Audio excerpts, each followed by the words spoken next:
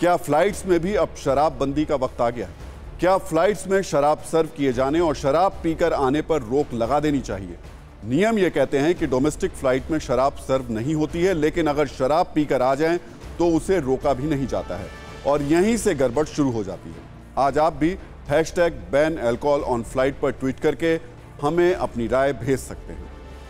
इस सवाल के पीछे की वजह दिल्ली से पटना जा रही इंडिगो की फ्लाइट में हुई एक सबसे नई घटना, जिसमें 3 लोगों ने नशे में फ्लाइट में हंगामा किया, एयर होस्टेस के साथ बदसलूकी की और छेड़खानी तक के उन पर आरोप है। इसलिए आज हम सत्ता में एक और सवाल पूछ रहे हैं, क्या अब फ्लाइट्स में एयर होस्टेस के साथ बाउंसर रखने की भी जरूरत आ गई है, जो हंगामा करने वाले, किसी से बदसलूकी करने वाले या 34,000 फीट पर उड़ रही फ्लाइट में मारपीट करके लोगों की जिंदगी को खतरे में डालने वाले लोगों के होश ठिकाने लगा सके?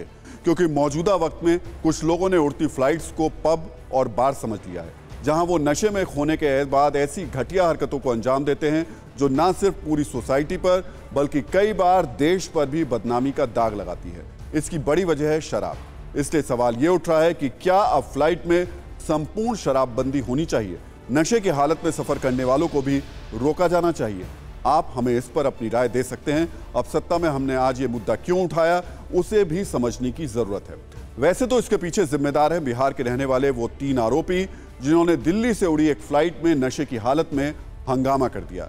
यह हंगामा हुआ इंडिगो की फ्लाइट 6E6383 में, जिसमें शराब के नशे में 3 यात्रियों ने बवाल किया।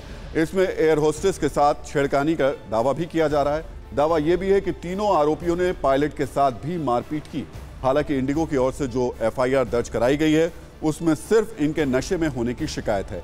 यह फ्लाइट दिल्ली से पटना जा रही थी। पटना में लैंडिंग के बाद 2 आरोपियों को गिरफ्तार कर लिया गया, जबकि तीसरा आरोपी एयरपोर्ट से ही भाग निकला। दावा है कि गिरफ्तारी के बाद दोनों आरोपियों ने राजनीतिक रसूख की धौंस भी दिखाई और खुद को सत्ताधारी पार्टी के अध्यक्ष का करीबी भी बताया। ये आरोपी हाजीपुर के रहने वाले हैं, जिन्हें अब जेल भेज दिया गया।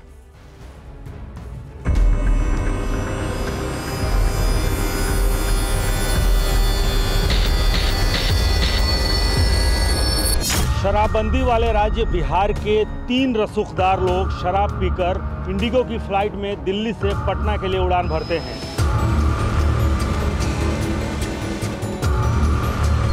फ्लाइट के कैप्टन पटना में CISF को इत्तला करते हैं और जैसे ही इंडिगो की फ्लाइट दिल्ली से पटना पहुंचती है, एयरपोर्ट पर CISF तीनों को अपने गिरफ्त में ले लेता है।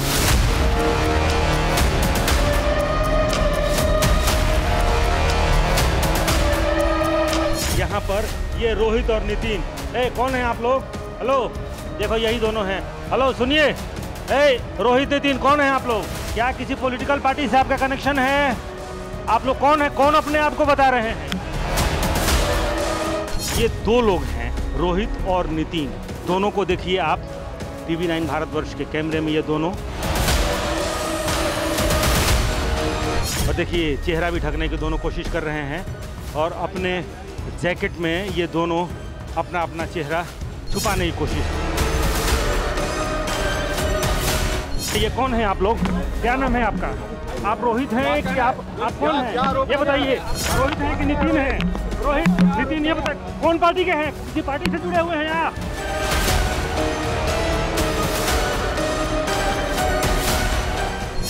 एयर होस्टेस के साथ छेड़छाड़ कुछ नहीं लिखा है। लोग आप मैनेजर आ रहा है, उसका बात कर लीजिए। उसका मैनेजर तो लिख के दिया है, लिख के आप ही को दिया होगा ना। तो उस लिखित आवेदन में क्या? लिखित आवेदन अगर नशा किया है, लोग नशे में है लोग, ये लोग उसको हम लोग आपको सपोर्ट कर रहे हैं। 2 आदमी को सपोर्ट किया लोग। ब्रेथ एनालाइजर जो टेस्ट हुआ उसके अनुसार शराब की पुष्टि हुई है। हालांकि जो इंडिगो एयरलाइंस ने जो लिखित आवेदन दिया है, थाना प्रभारी के अनुसार, बकौल थाना प्रभारी विनोद पीटर ने यह बताया है कि इन दोनों के खिलाफ जो लिखित आवेदन है उसमें कहीं भी मारपीट या फिर छेड़खानी करने का लिखित आवेदन नहीं मिला है, बल्कि शराब की पुष्टि हो चुकी है और एक्साइज एक्ट में ही इन दोनों को जेल भेजने के लिए कोर्ट में पेश किया जा रहा है। फ्लाइट में पूर्ण शराबबंदी और नशा करने वालों को सफर करने से रोकने की मांग क्यों उठाई जा रही है, इसके लिए भी हम आपको कुछ वजह बता देते हैं। दरअसल पिछले दिनों भारत की इंटरनेशनल फ्लाइट्स में ऐसी कई वारदातें हुई जिनमें नशे की हालत में उनको अंजाम दिया। इनमें सबसे ज़्यादा चर्चित है 26 नवंबर 2022 को एयर इंडिया की फ्लाइट में हुआ एक कांड, जिसमें नशे में धुत शंकर मिश्रा ने एक बुजुर्ग महिला पर पेशाब कर दिया। हालांकि अब शंकर मिश्रा की गिरफ्तारी हो चुकी है। इसके कुछ ही दिन बाद 6 दिसंबर 2022 को पेरिस से दिल्ली आ रही फ्लाइट में भी ऐसी ही एक घटना हुई। ये फ्लाइट भी एयर इंडिया की थी, जिसमें नशे में एक यात्री ने वही काम किया जो कि शंकर मिश्रा ने किया था। जबकि इससे पहले 16 मई 2022 को कतर से बेंगलुरु आ रही फ्लाइट में एक पैसेंजर ने नशे में जबरदस्त हंगामा किया। हालांकि बाद में उसकी भी गिरफ्तारी हुई। जबकि इससे पहले 12 अक्टूबर 2019 को इंडिगो की फ्लाइट में स्वीडिश नागरिक ने नशे की हालत में बवाल कर दिया। वैसे यहां आपको बता दें कि ऐसा नहीं कि इस तरीके की हरकतें करके हमारे बीच के ही कुछ लोग अपने देश को बदनाम करते हैं, बल्कि विदेश में भी इस तरीके की घटनाएं होती रही हैं। इसलिए सवाल ये उठाया जा रहा है कि क्या फ्लाइट में शराब बैन कर देनी चाहिए। इतना ही नहीं, उड़ती फ्लाइट में जिस तरह से मारपीट की घटनाएं बढ़ती जा रही हैं, वो भी कम हैरान करने वाली नहीं है। हाल ही में सत्ता में हमने आपको एक ऐसी तस्वीर भी दिखाई थी जब बैंकॉक से कोलकाता जा रही थाई एयरलाइंस की फ्लाइट में एक शख्स को बुरी तरह से पीटा गया था। ऐसे में सवाल ये कि क्या अब ऐसे लोगों को कंट्रोल करने के लिए फ्लाइट्स में बाउंसर रखने का भी वक्त आ गया है, बिल्कुल वैसे ही जैसे पब और बार में बाउंसर तैनात रहते हैं। तो हंगामा करने वाले या फिर माहौल खराब करने वाले लोगों के खिलाफ तुरंत एक्शन भी लेते हैं। वैसे फ्लाइट में शराब सर्व करने के क्या नियम है, इस पर भी हमने एक सत्ता की कुंजी तैयार की है, जिसे आज आपको देखने की जरूरत है। डोमेस्टिक फ्लाइट या घरेलू उड़ानों में अल्कोहल सर्व नहीं किया जाता, क्योंकि ऐसी फ्लाइट कम दूरी और कम समय की होती हैं। लेकिन इंटरनेशनल फ्लाइट में अल्कोहल को सर्व किया जाता है। वैसे इसके पीछे तर्क यह है कि इससे सफर की थकान को थोड़ा कम किया जा सके और लोगों को नींद में परेशानी ना हो। लेकिन इसमें भी कुछ अलग नियम हैं। जैसे इकोनॉमी क्लास के यात्रियों को सिर्फ 2 पैक सर्व किए जाते हैं। हालांकि यात्री की स्थिति को देखने के बाद क्रू मेंबर्स उसे 4 पैक तक दे सकते हैं, जबकि बिजनेस क्लास के यात्रियों के लिए ऐसा कोई नियम नहीं बनाया गया। आपको याद होगा, हमने 29 दिसंबर 2022 को जब फ्लाइट में मारपीट से जुड़ी एक खबर दिखाई थी, तो हमने सत्ता की डिक्शनरी से एक नया शब्द आपसे शेयर किया था, और यह शब्द था एयर रेज। जैसे रोड रेज का मतलब होता है वो हिंसक घटनाएं जो सड़क पर होती हैं, वैसे ही जैसे ओवरटेक करने पर या गाड़ियों की मामूली टक्कर पर लोग भिड़ जाते हैं, इसी तरह फ्लाइट में बढ़ रही ऐसी घटनाओं को देखते हुए हमने एयर रेज शब्द का निकाला था। और अगर आपने वो नोट किया होगा, जिस तरह से आए दिन फ्लाइट पे मारपीट और बदसलूकी जैसी घटनाएं बढ़ती जा रही हैं, जल्द ये शब्द आम बोलचाल की भाषा में इस्तेमाल होने लगेगा। अब आपको इस खबर का नजरिया 9 भी बता देते हैं। वैसे इसमें कुछ ऐसे सवाल हैं जिनमें अपने आप में कुछ सुझाव भी छिपे हुए हैं, जिन पर आने वाले वक्त में कुछ जरूरी कदम भी उठाए जाने चाहिए। जैसे क्या अब फ्लाइट में एंट्री से पहले किसी शख्स के जो अल्कोहल टेस्ट होता है उसकी ज़रूरत होनी चाहिए, ताकि उन लोगों को उससे रोका जा सके जो शराब पीकर सफ़र करते हैं। हम ये भी पूछ रहे हैं कि फ़्लाइट में हंगामा करने वालों के लिए क्या अब बाउंसर तैनात करने की नौबत आ चुकी है। क्या अब विमान में उपद्रव करने वाले, अपनी हरकतों से दूसरों को डिस्टर्ब करने वाले या मारपीट करने वाले लोगों के लिए भी कुछ खास व्यवस्थाएं करनी होंगी। जैसे भविष्य में ऐसे कोई ऑन फ्लाइट लॉकअप बना दिए जाएं, जिसमें ऐसे किसी शख्स को घंटों के लिए बंद किया जा सके। वैसे ऐसी हरकत वही लोग करते हैं जिनकी डिक्शनरी में सिविक सेंस नाम का कोई शब्द नहीं है। ये वो लोग हैं जिनकी वजह से कई बार भारत को अपमान के घूंट तक पीने पड़ते हैं। इसलिए ऐसे लोग अगर आपके आसपास कोई हरकत कर रहे हो तो चुप्पी मत सो रखिएगा, इन्हें रोकिएगा जरूर। अब सत्ता में बात उस बेशर्म भाषा की जिसकी शुरुआत सोशल मीडिया से हुई, लेकिन उसका असर ऐसा हुआ कि अभद्र भाषा का इस्तेमाल करने वाले नेताजी गिरफ्तार हो चुके हैं और अब जेल की सलाखों के पीछे हैं। लेकिन उनकी भाषा और सोशल मीडिया पोस्ट से ये सवाल जरूर उठने लगे हैं कि क्या सोशल मीडिया के लिए अब सेंसर बोर्ड बनाने का वक्त आ गया है? क्या ट्वीट्स को पास कराने के लिए सेंसर बोर्ड के पास भेजना पड़ेगा? क्या सोशल मीडिया पोस्ट के नीचे एडल्ट मार्क अप करना होगा? ये सवाल इसलिए क्योंकि राजनीति में कुछ ऐसे लोग भी एक्टिव हैं जिनके सोशल मीडिया पोस्ट ऐसे हैं जिसे सार्वजनिक रूप से दिखाना सही नहीं है। इसलिए आज जब हम अपने राजनीतिक दलों के चुनिंदा नेताओं के ऐसे सोशल मीडिया पोस्ट की बात कर रहे हैं जो हमने उनको कवर भी करना पड़ रहा है और इस पर एडल्ट मार्क कर दिया गया है। कहा जाता है कि राजनीति लो क्लास से चलती है, लेकिन समाजवादी पार्टी की मीडिया सेल और यूपी में बीजेपी के कुछ युवा और अति उत्साही नेताओं के सोशल मीडिया हैंडल देखेंगे तो इस बात से आपको भरोसा उठ जाएगा। पिछले कुछ दिनों से दोनों ओर से सोशल मीडिया पर ऐसी अमर्यादित भाषा का इस्तेमाल किया जा रहा था कि मामला पुलिस तक पहुंच गया और कल समाजवादी पार्टी के मीडिया सेल के आधिकारिक ट्विटर हैंडल चलाने वाले मनीष जगन अग्रवाल को यूपी पुलिस ने गिरफ्तार कर लिया। उन पर आरोप थे कि पिछले कई दिनों से वो समाजवादी पार्टी के ट्विटर हैंडल से लोगों पर अभद्र टिप्पणियां कर रहे थे, जिसकी शिकायत पुलिस ने दर्ज कराई गई थी, जिस पर एक्शन लेते हुए मनीष जगन अग्रवाल को गिरफ्तार कर लिया गया। दरअसल समाजवादी पार्टी के मीडिया सेल के आधिकारिक ट्विटर हैंडल से बीजेपी के कुछ नेताओं पर कई आपत्तिजनक ट्वीट किए गए। समाजवादी पार्टी मीडिया सेल के वेरीफाइड हैंडल से यूपी के उप मुख्यमंत्री केशव प्रसाद मौर्य, प्रवक्ता राकेश त्रिपाठी, प्रवक्ता आलोक अवस्थी, प्रवक्ता मनीष शुक्ला समेत कई नेताओं पर अभद्र टिप्पणी की गई। सबसे हैरान करने वाली ये बात यह है कि असभ्य, अमर्यादित और आपत्तिजनक भाषा का इस्तेमाल किसी अनजाने ट्विटर हैंडल से नहीं हो रहा था, बल्कि समाजवादी पार्टी के वेरीफाइड ट्विटर हैंडल से हो रहा था। हम बार बार आपको ये बता रहे हैं कि ये ऐसा नहीं कि हम इसे दिखा नहीं सकते, लेकिन हालात ऐसे हैं, ये ट्वीट्स ऐसे हैं कि हमें इनको छिपाना पड़ रहा है।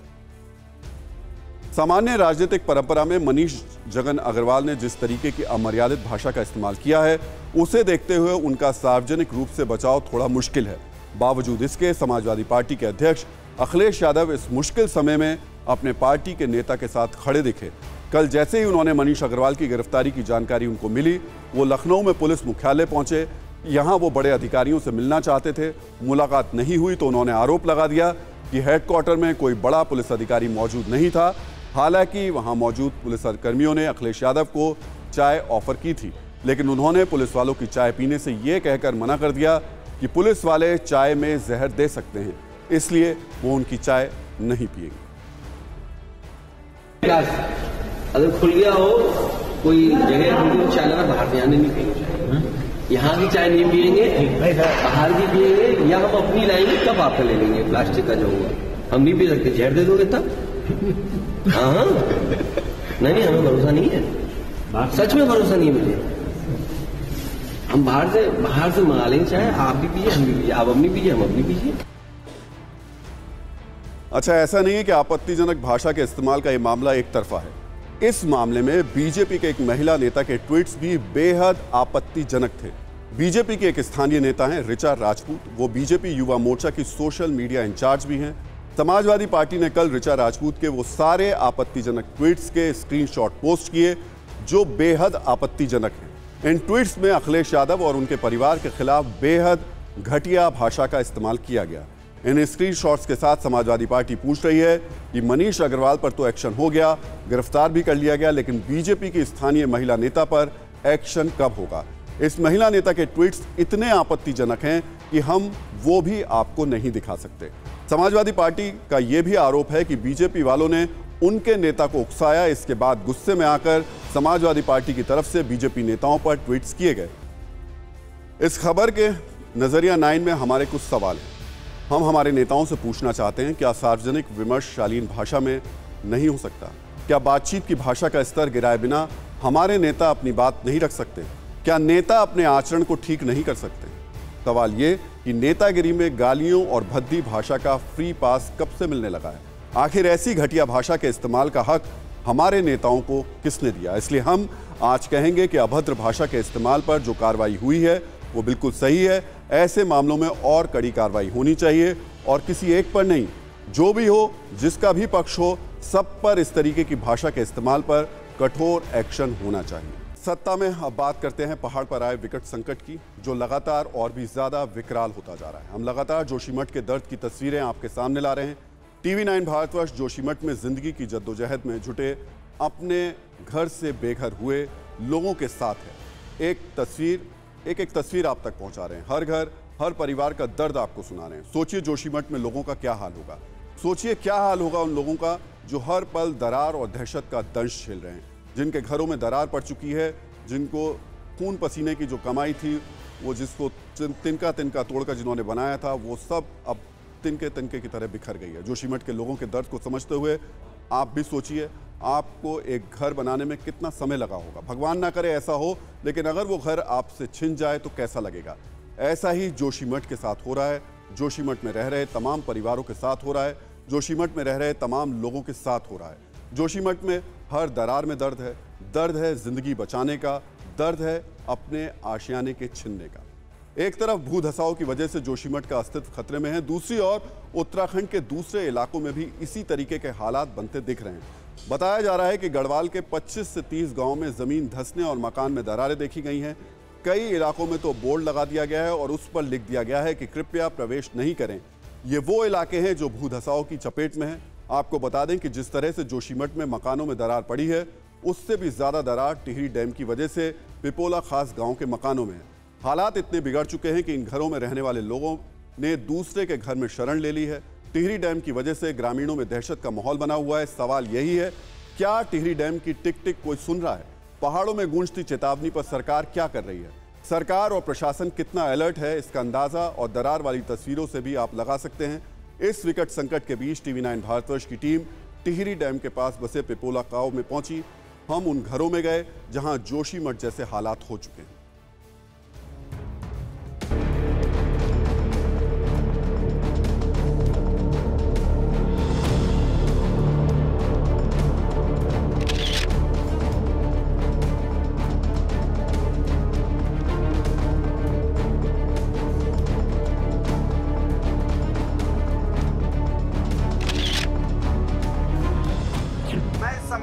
एशिया के सबसे बड़े टिहरी बांध के झील के समीप पिपोला खास गांव में ये जो गांव है, ये टिहरी झील से 2 किलोमीटर की दूरी पर है। और जो भूगर्भीय वैज्ञानिक हैं, उनकी जो 13 लोग हैं, जो कमेटी में 13 लोग हैं, सुप्रीम कोर्ट की ये कमेटी बनाई गई थी, उसमें 13 लोग थे और 13 लोगों को के जो रिपोर्ट है, उन्होंने भी इस गाँव को अति संवेदनशील माना है और कहा है कि इस गाँव को जल्दी से जल्दी विस्थापित कर दें। घर का एक एक कोना आप देखेंगे, ये पूरा एक एक कोना, देखो उसने छोड़ दिया, पूरा मेरा हाथ इसमें जा रहा है, पूरा एक एक कोना आप देखेंगे।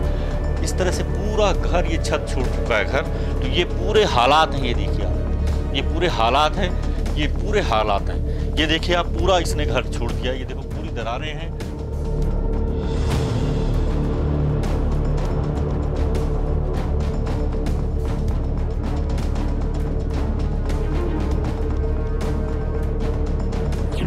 यहाँ की जमीनें फट रही है, मकान फट रहे हैं, परंतु हमारा कहीं जाने को नहीं है।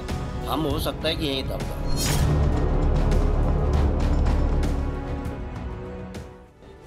आपको बता दें कि टिहरी डैम 2400 मेगावाट का है, जो भारत का सबसे ऊंचा और बड़ा बांध माना जाता है। दुनिया के 8 बड़े बांधों में टिहरी डैम का भी नाम है।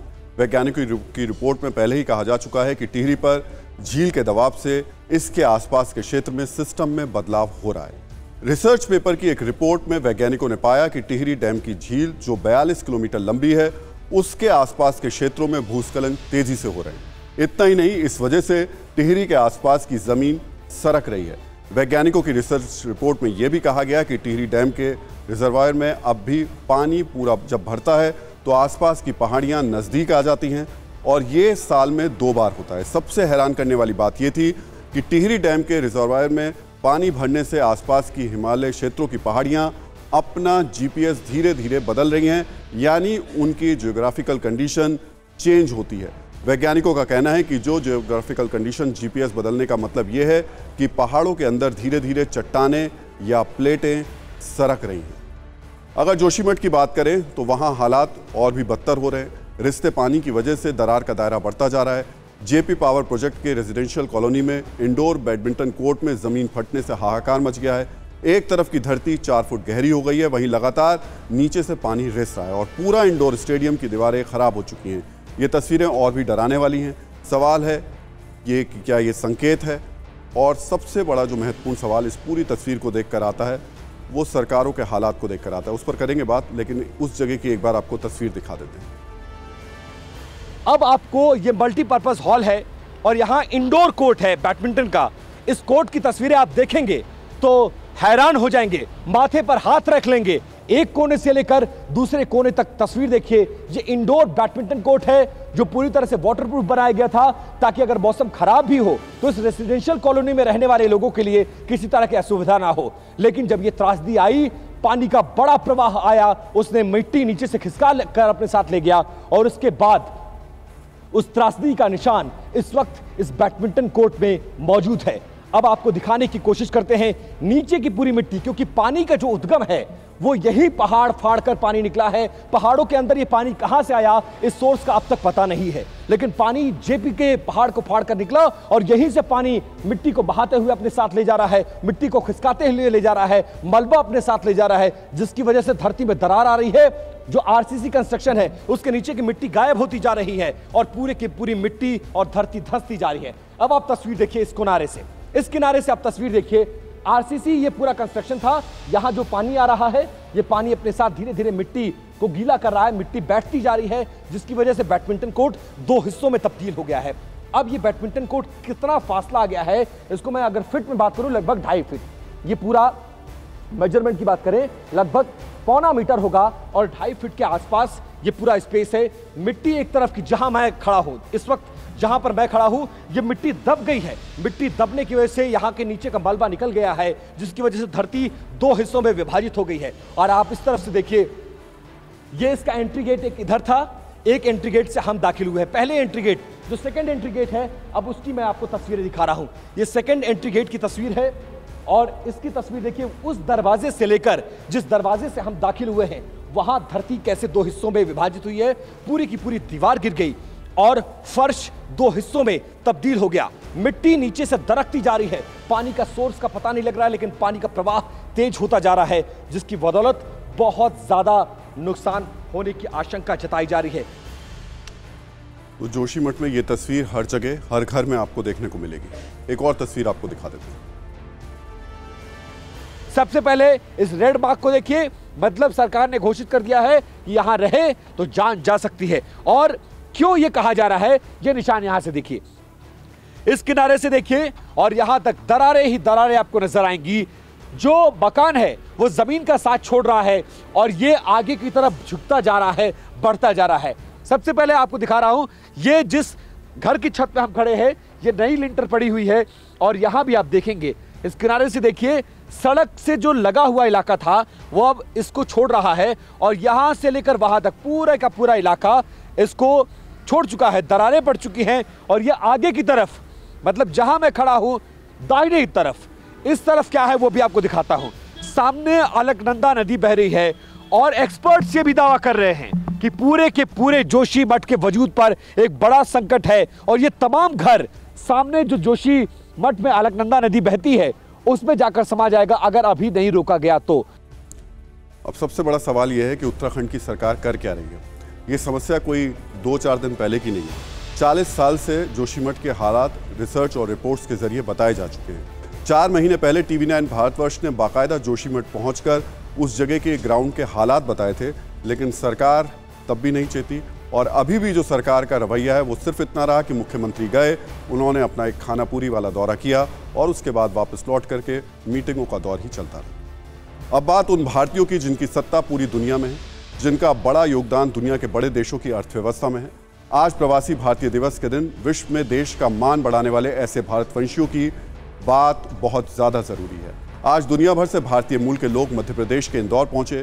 पीएम ने आज इंदौर के ब्रिलियंट कन्वेंशन सेंटर में 17वें प्रवासी भारतीय दिवस सम्मेलन का शुभारंभ किया, जो 10 जनवरी तक चलेगा। इसमें करीब 70 देशों के 3,500 से ज्यादा प्रवासी भारतीय शामिल हो रहे हैं। प्रधानमंत्री ने विदेशों में रह रहे भारतीयों को उन देशों में भारत का राष्ट्रदूत बताया। साथ ही कहा कि लोग कहते हैं इंदौर एक शहर है, मैं कहता हूं कि इंदौर एक दौर है जो विरासत को समेटे हुए है।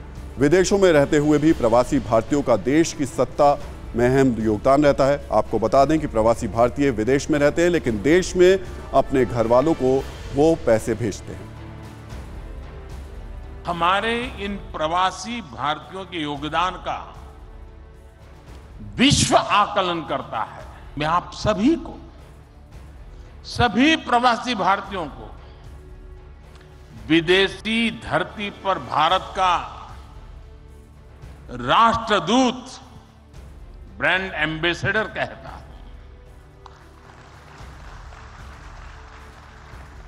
सरकारी व्यवस्था में राजदूत होते हैं, भारत की महान विरासत में आप राष्ट्रदूत होते हैं। लोग कहते हैं कि इंदौर एक शहर है,